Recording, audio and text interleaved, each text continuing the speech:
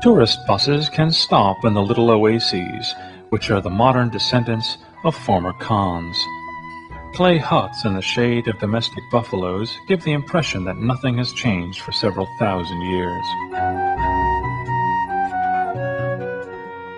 The name Luxor, situated on the eastern bank of the Nile, originates from the Arabian al-Qusur, which means fortress. There are only two remaining areas from the wealthy sacred city and home of several dynasties, the areas of the Luxor and Karnak temples. The Karnak temple is an astonishing view with its incredible size, the endless rows of pillars, halls, and yards.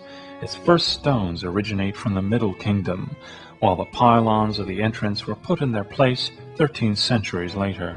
During the Old Kingdom, the main god was the fighting Montu. However, the flourishing Amun cult of the Middle Kingdom completely overshadowed it. The Holy Trinity of Thebes consisted of Amun, his wife Mut, and his son Honsu.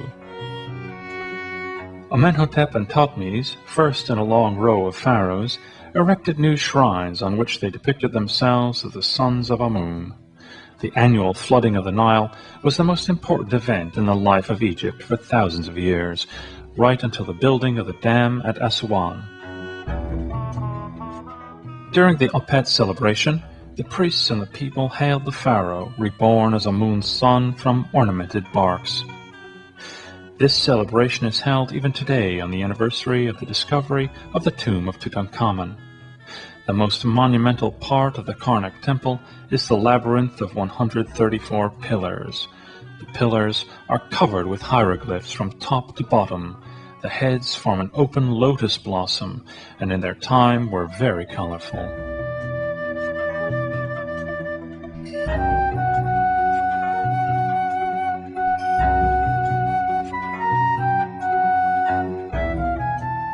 This can be seen in pictures by David Roberts, a Scottish painter who was born in 1796 and was a member of the Royal Academy, painted in Italy and Spain before reaching Morocco through Gibraltar. From this moment he became the most renowned painter of the archaeological and the architectural miracles of the Arab world. His album about Egypt and the Holy Land is a good account of the excavation works of the 19th century. The cartouches painted or carved on the walls were like signatures. They contained the birth and coronation name of the pharaohs and the list of his wars, victories, and noble deeds.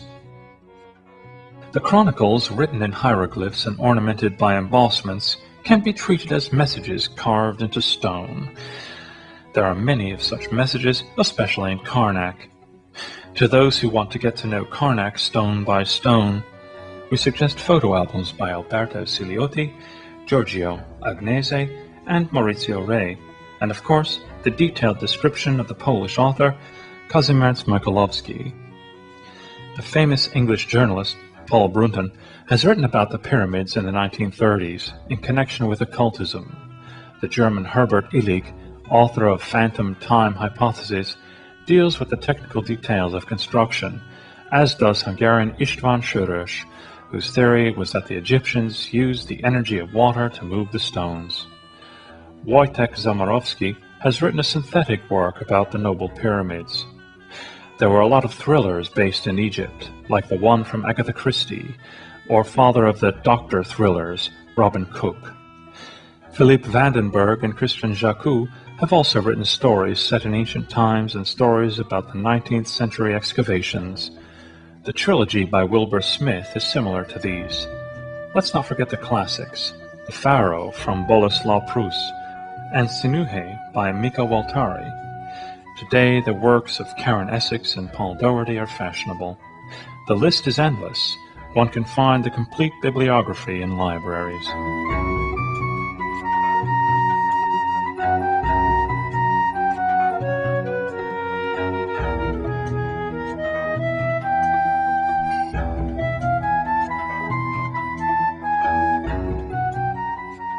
It can be seen that the several thousand-year-old buildings were more colorful than we had thought. Of course, the paint has already disappeared from the carvings, so the formerly orange, yellow, red, blue, and green-colored buildings now have a similar sand-like tone.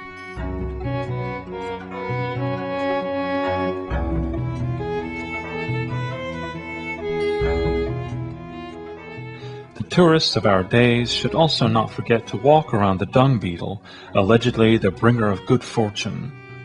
Probably many of them wish to have a chance to return to Egypt.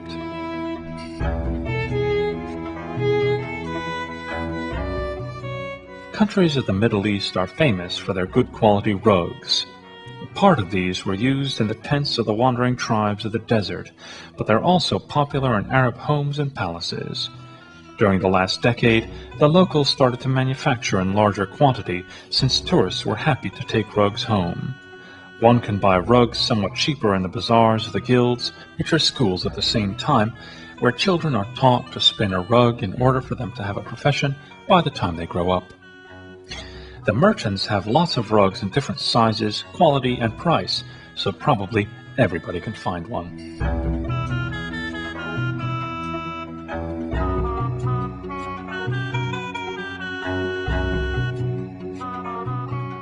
It flows through old, hushed Egypt and its sands like some grave, mighty thought threading a dream, wrote the English poet James Leigh Hunt in his poem entitled The Nile. Herodotus conceived of the relationship between the land and the river with the following words: Egypt is the gift of the Nile. The Nile, with its 6,600-kilometer length, is the longest river on earth. Its twin sources are in the heart of Africa, near Lake Victoria. It's obvious that the old Egyptians looked at the river as a symbol of life, fertility, and abundance. Even today, only the banks of the river are inhabited, which means only 3% of the whole country. The Nile had its own god, Hapi, who has been captured on many papyruses and paintings.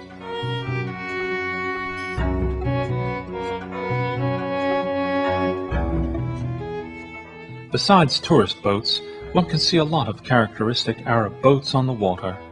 The smaller ones are called felucca, while the larger ones are called dhow.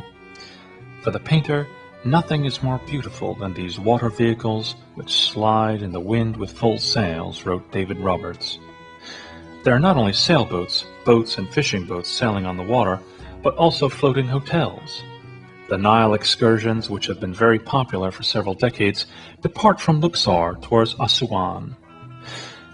As we all know from Agatha Christie's Death on the Nile, it was already very stylish to go on one of these journeys decades ago.